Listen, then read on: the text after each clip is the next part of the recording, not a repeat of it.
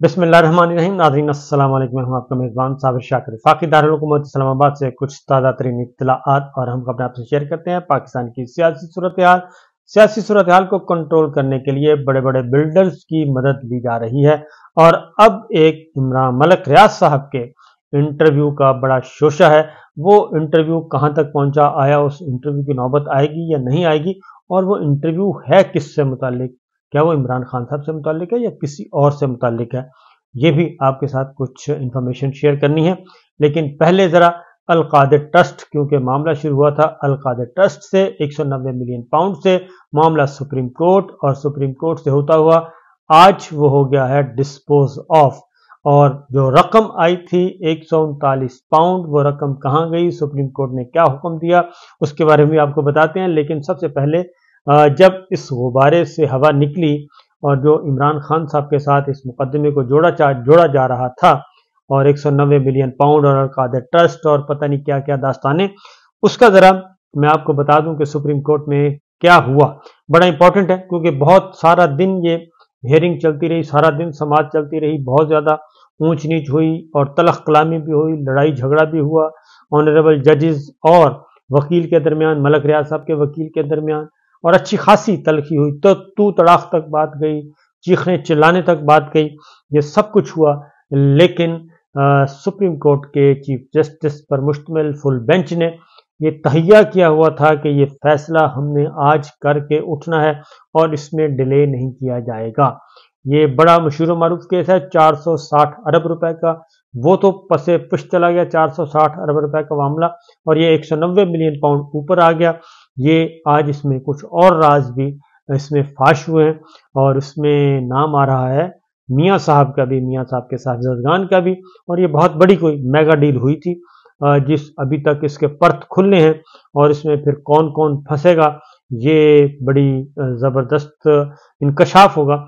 और उसमें मेरा ख्याल है कि वो मियाँ साहब को ऐसा ना हो कि वो गए थे नमाजें बख्शवाने और वापसी पे उनको रोज़े भी मिल गए थे, तो इसी तरीके से ऐसा नहीं कि मामला कुछ और सा और ही निकल जाए। मुझे लगता यही है कि ये लेने के देने पड़ जाएंगे। बहरहाल जो एक स्टेटमेंट हुई, पहले मुबश्शिरा मलिक की हिदायत पर रकम जो है वो रजिस्ट्रार सुप्रीम कोर्ट को मुंतकिल की गई। ये हैं राशिद अनवर साहब, वकील थे मशरिक बैंक के, वो बता रहे हैं। मुबश्शिरा मलिक कौन है? ये मलिक रियाज साहब की बहू है। एनसीए अकाउंट डीफ्रेज होने के बाद रकम एनसीए अकाउंट में जाती है या कहीं और? चीफ जस्टिस साहब ने पूछा वकील से, तो उन्होंने कहा जी कि मैं बरतानवी कवानीन का एक्सपर्ट नहीं हूं, इसलिए मुझे नहीं पता। मशरिक बैंक की जानब से जो जमा दस्तावेजात जो करवाई गई वो रिकॉर्ड का हिस्सा बना दिया गया और बरतानवी मजिस्ट्रेट की जानब से अकाउंट डीफ्रीज करने का 14 अगस्त 2018 का ऑर्डर और उसकी रोशनी में मुबश्शिरा मलिक का बैंक को लिखा गया खत भी शामिल है। मुबश्शिरा बैंक के वकील राशिद अनवर ने यह बताया कि नेशनल क्राइम एजेंसी के खत के मुताबिक लंदन के वेस्टमिंस्टर अदालत के मजिस्ट्रेट ने अकाउंट फ्रीजिंग ऑर्डर कलअदम करार दिए थे। अकाउंट होल्डर कौन था? चीफ जस्टिस पाकिस्तान ने पूछा। अकाउंट होल्डर मुबश्शिरा अली मलिक, मलिक रियाज साहब की बहू हैं, और वकील ने बताया। और अकाउंट होल्डर मुबश्शिरा अली मलिक ने रकम नेशनल क्राइम एजेंसी के कहने पर नहीं बल्कि खुद से पाकिस्तान भिजवाई थी। ये अब उनके वकील बता रहे हैं बैंक के। मुबश्शिरा अली मलिक ने मशरिक बैंक लंदन ब्रांच से 19 मिलियन से पाउंड से जायद रकम सुप्रीम कोर्ट अकाउंट में मुंतकिल करवाई, और ये 19 नहीं, मेरा ख्याल 190 होगी। मुबश्शिर अली मलिक ने 6 नवंबर 2019 को 19 मिलियन पाउंड से जायद रकम बरतानिया से पाकिस्तान भिजवाई और तफसीलात हासिल होने पर अदालत ने मशरिक बैंक की हद तक ये मामला निपटा दिया। मशरिक बैंक की अब जो हुक्मनामा जारी किया गया वो इसमें यह था कि मुतफर्रक दरख्वास्त 18 अक्टूबर के अदालती हुक्मनामे की रोशनी में दायर हुई। मशरिक बैंक के वकील ने अदालत को बताया कि लंदन के मजिस्ट्रेट के हुक्म की रोशनी में नेशनल क्राइम एजेंसी बरतानिया ने अकाउंट बहाल किया। अकाउंट बहाल के बाद बैंक ने 190 मिलियन पाउंड की रकम मुबश्शिरा अली रियाज के अकाउंट में आई। मुबश्शिरा अली रियाज के जरिए रकम रजिस्ट्रार सुप्रीम कोर्ट के अकाउंट में आई। मशरिक बैंक के वकील ने कहा कि भेजी गई 190 मिलियन पाउंड की रकम پر بینک کا کوئی دعویٰ نہیں ہے۔ مشرق بینک کی مزید نمائندگی درکار نہیں ہے، اور عدالت نے مشرق بینک کو نوٹس دینے کی حد تک معاملہ نمٹا دیا، اور اس کے بعد پھر اس کی سماعت چلی، اور اس سماعت میں پھر جو رقم ہے وہ جو اسٹیٹ بینک کی تھی وہ اسٹیٹ بینک کو روانہ کر دی گئی، جو سندھ حکومت کی تھی وہ سندھ حکومت کو روانہ کر دی گئی۔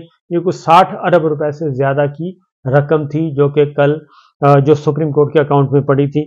تو وہ جو ایک کہانی بنائی گئی تھی کہ یہ رقم کابینہ کے اندر آئی، کابینہ نے کچھ کیا، پھر اس کو عمران خان صاحب سے جوڑ دیا گیا، پھر اس کو القادر ٹرسٹ سے جوڑ دیا گیا، تو وہ معاملہ تو ہو گیا ہے ختم۔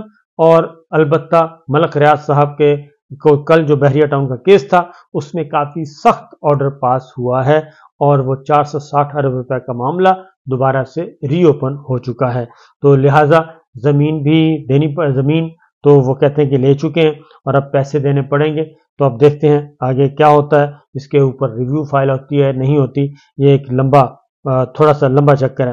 اس کے بعد آتے ہیں جی آگے باتیں قومی سیاست کی طرف، لیکن کیونکہ یہ بڑا امپورٹنٹ ہے، ہاں ایک بات آپ کو بتانا ہی بھول گیا کہ ملک ریاض صاحب کا انٹرویو کی گفتگو ہو رہی تھی کہ انٹرویو آنے والا ہے۔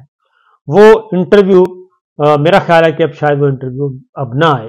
اس کی وجہ یہ کہ یہ ہم نے بھی چیک کیا تو وہ انٹرویو ابھی تک ایسا کوئی تھا نہیں، کیونکہ کہا جا رہا تھا کہ شاید وہ انٹرویو اس طرح کا ہوگا جیسے افتخار چودھری صاحب کے زمانے میں ہوا تھا، جیسے افتخار چودھری صاحب کا اسکینڈل ہوا تھا اور اس کے بعد ملک صاحب نے پریس کانفرنس کی تھی، تو شاید اسی نوعیت کی کوئی آج اگلے 2-4 دنوں میں انٹرویو آ جائے۔ تو میرا خیال ہے کہ وہ انٹرویو نہیں آئے گا، لیکن میں ایک بات آپ کو بتا دوں کہ ملک ریاض صاحب اگر بولنے پہ آ گئے تو پھر میرا خیال ہے کہ بہت ہی قیامت کی نشانیاں ہوں گی اس میں، جو نام آئیں گے اور وہ بہت ہی عجیب و غریب قسم کا ایک پریس کانفرنس بھی ہو سکتی ہے، وہ انٹرویو بھی ہو سکتا ہے، لیکن ڈپینڈ کرتا ہے کہ ملک ریاض صاحب کس حد تک بولنا چاہتے ہیں اور کس حد تک نہیں بولنا چاہتے۔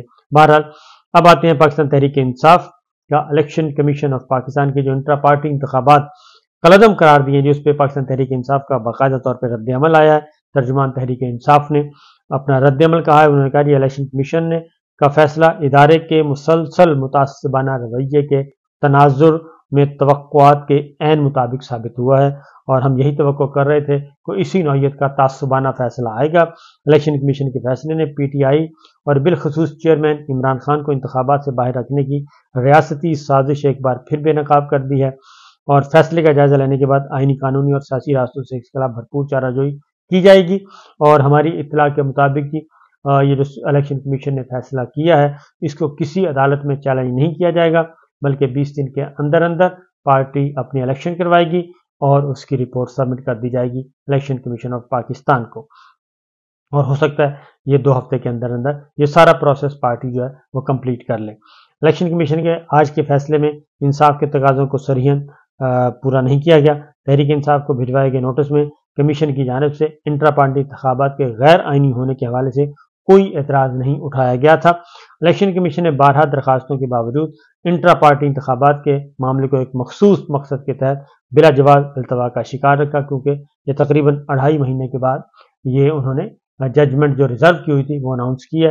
حالانکہ یہ ججمنٹ اس وقت اناؤنس کر دیتے تو آج دوبارہ الیکشن بھی ہو چکے ہوتے اور یہ سب کچھ پروسیس کمپلیٹ ہو چکا ہوتا، لیکن اصل مقصد یہ تھا کہ پارٹی کو الیکشن سے باہر رکھنا ہے، پی ٹی آئی کو، عمران خان صاحب کو الیکشن سے باہر رکھنا ہے، اسی لیے یہ اس کو اتنا کلوز لے کے جائے گئے اور کلوز لے کے اتنا ڈیلے کیا گیا، اور ڈیلے کر کے اب صرف 20 دن دیے گئے ہیں تاکہ یہ پروسیس کمپلیٹ نہ ہو سکے اور پاکستان تحریک انصاف کو بلے کا نشان نہ مل سکے۔ لیکن دیکھتے ہیں، ابھی 2 ہفتے موجود ہیں، 20 دن بہت ہوتے ہیں کہ کیا ہوتا ہے، پاکستان تحریک انصاف کس طریقے سے اس کو نمٹتی ہے۔ اس کے بعد انہوں نے کہا جی الیکشن کمیشن کے فیصلے کی روشنی میں بلہ تحریک انصاف کا انتخابی نشان تھا، ہے، اور بلے کا نشان بیلٹ پیپر پر بھی آئندہ بھی رہے گا۔ یہ ترجمان تحریک انصاف نے بڑا متنبع کیا، وارن کیا ہے کہ بلے کا نشان بالکل رہے گا، تھا، ہے اور رہے گا۔ Imran Khan chairman P T I تھے اور چیئرمین پی ٹی آئی ہیں، اور انشاءاللہ تاحیات عمران خان صاحب پارٹی کے چیئرمین رہیں گے۔ اگلا یہ بھی انہوں نے بتا دیا मुखालिफिन के इमरान खान को माइनस करने या तहरीक इंसाफ से बल्ले का निशान वापस लेने के अज़ाइम कभी पूरे नहीं होंगे। इलेक्शन कमीशन फैसले को मुनासिब फोरम पर चैलेंज किया जाएगा, जो कि तहरीक इंसाफ का कानूनी हक है। लेकिन बाद में ये जो इस प्रेस रिलीज के बाद ये फैसला किया गया कि पार्टी चैलेंज नहीं करेगी, बल्कि इलेक्शन प्रोसेस कंप्लीट करवा के तमाम डॉक्यूमेंट जो है वो इलेक्शन कमीशन के हवाले कर देगी। इंटर पार्टी इंतखाबात के हवाले से चेयरमैन इमरान खान की हिदायत की रोशनी में कोर कमेटी आइंदा का लाहे अमल तय करेगी और तहरीक इंसाफ का हर अमल आइन कानून के मुताबिक है। अदलिया से उम्मीद है कि आइनी और कानूनी तकाज़ों को मलहूज़ खातिर रखते हुए इस फैसले के हर पहलू का जायजा लिया जाएगा। ये सारी की सारी गुफ्तगू हो चुकी है जी। अब आते हैं एक और खबर की तरफ, और वो खबर है साबिक स्पीकर कौमी असम्बली असद कैसर साहब को दोबारा गिरफ्तार कर लिया गया है। और असद कैसर साहब चारसदा पुलिस ने जलाओ घिराओ केस में गिरफ्तार किया है। और असद कैसर साहब ने निकलने से पहले, जब उनकी जमानत हो गई थी, रिहाई के बाद उन्होंने एक गुफ्तगू की थी। उस गुफ्तगू के बाद ही हमें अंदाज़ा हो गया था कि उनको गिरफ्तार किया जाएगा। उनकी क्या गुफ्तगू थी वो मैं आपको सुनवा देता हूँ जी, वो सुन लें। उसके बाद आपका, मेरा ख्याल है कि आपको तसल्ली हो जाएगी कि मामला क्या किस तरफ जा रहा है और ये माजरा क्या था। मैं अपने पाकिस्तानी भाइयों से मुखातिब हूँ। मैं उनको ये कहना चाहता हूँ कि हम न घबराए हैं न पीछे हटेंगे इंशाअल्लाह ताला। हमने कानून और आइन की बलदस्ती के लिए जद्दोजहद जारी रखती है। और ये इलेक्शन हम किसी तमाम वर्कर को कहते हैं कि आपने किसी तरह भी किसी की उस पर नहीं आना है कि कोई तशद्दुद करे। आपने अपनी सियासी जद्दोजहद और अमन तरीके से और कानून के अंदर रहते हुए करनी है। मैं सिर्फ इतना कहता हूँ कि इलेक्शन का टाइम है, ये हमें कोशिश करेंगे कि दूसरी तरफ लेके जाए, इंतकामी कार्रवाई करें, लेकिन आपने सिर्फ और सिर्फ अपने कानून के अंदर रहते हुए जद्दोजहद जारी रखी है। इलेक्शन आना है, आप सब जो है ना इमरान खान बनेंगे, आप सब जो है ना असद कैसर, और आप सब पाकिस्तान की आवाज बनेंगे। आप लोगों ने इलेक्शन जितवाना है, 2/3 मेजॉरिटी इलेक्शन जीतेंगे। हमारा एक ही मुतालबा है, पाकिस्तान कानून के मुताबिक और आइन के मुताबिक चलाओ। पाकिस्तान में कानून की बलदस्ती होनी चाहिए और पाकिस्तान में तमाम सियासी पार्टियों को लेवल प्लेइंग फील्ड मिलनी चाहिए। जिस तरह ये सियासत हो रही है, जिस तरह इलेक्शन की तैयारी हो रही है, ये कोशिश कर रहे हैं कि एक आदमी को इन्होंने पहले से वज़ीर-ए-आज़म डिक्लेयर किया हुआ है, क्योंकि इंशाल्लाह अवाम उसको पूरी तरह शिकस्त देंगे। अवाम दे करना है, खवास नहीं। आप अवाम ताकत आपके हाथ में है। आपने पाकिस्तान के साथ देना है, इमरान खान का साथ देना है, और इंशाल्लाह पाकिस्तान में कायदम का पाकिस्तान बनाएंगे इंशाल्लाह। आज जो आपको असद कैसर साहब कह रहे थे कि जी खास ने फैसला नहीं करना, आम ने फैसला करना है, अवाम ने फैसला करना है, और यही सबसे बड़ी हकीकत है।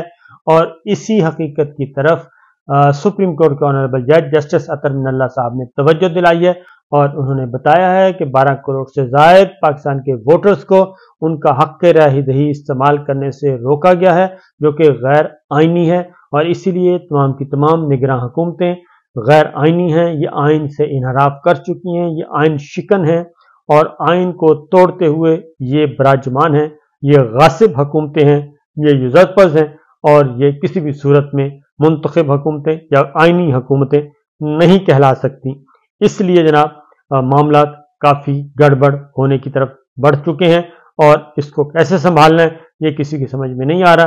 अगर कोई समझता है कि ताकत के बलबूते पर चीज़ों को कंट्रोल कर लिया जाएगा, तो मेरा ख्याल है कि ये बहुत बड़ी गलती भी होगी और बहुत बड़ी भूल है, क्योंकि चीज़ें हाथ से बहुत निकल चुकी हैं। इजाज़त दीजिए, अल्लाह हाफिज़।